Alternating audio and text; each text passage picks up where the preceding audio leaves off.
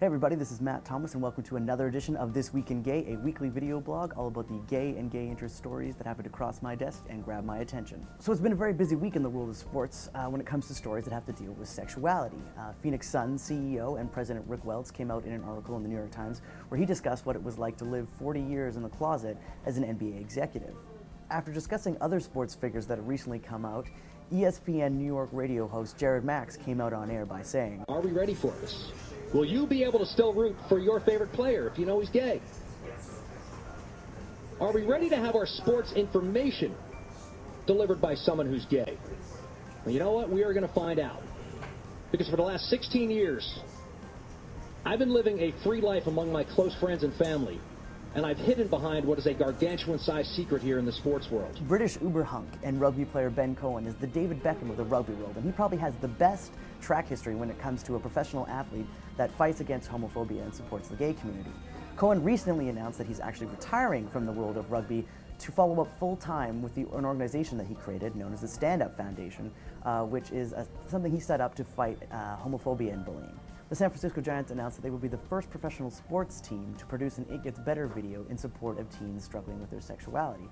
Now, with all this open, frank, and honest talk about sexuality within the professional sports community, I can't help but think that things will get better not only for gay fans, but for gay players as well. The results of a survey given out to 3,700 Canadian high school students was released this month. The subject of that survey was bullying in high schools, and no surprise, there were some pretty nauseating results.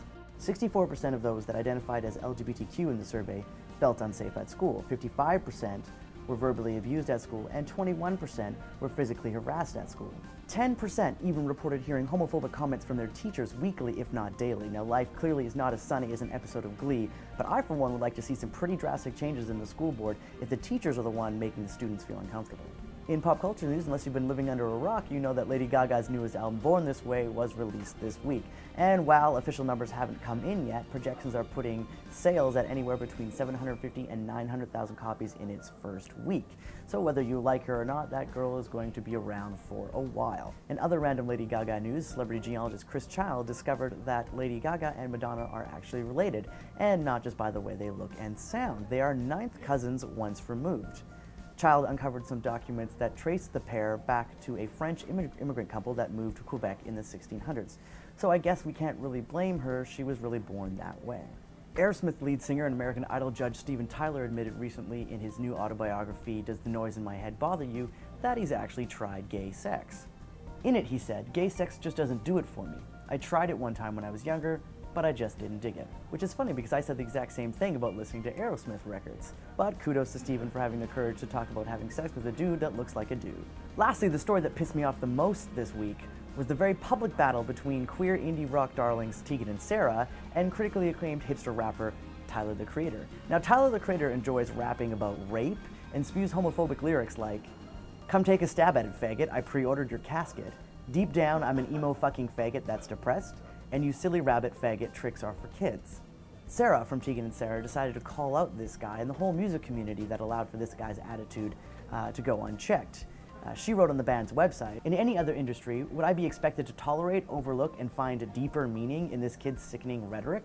Why should I care about this music or its brilliance when the message is so repulsive and irresponsible?" Tyler's response on Twitter, "If Tegan and Sara need some hard dick, hit me up." Super classy, Tyler. Now, what do you guys think? Do you think we'll get to see a time where fans and critics alike just simply won't put up with homophobic slurs in music? Or are homophobic slurs just part and parcel with pop culture to a certain degree? Let us know in the comments below, and that's it for this episode of This Week in Gay. I will see you guys next week.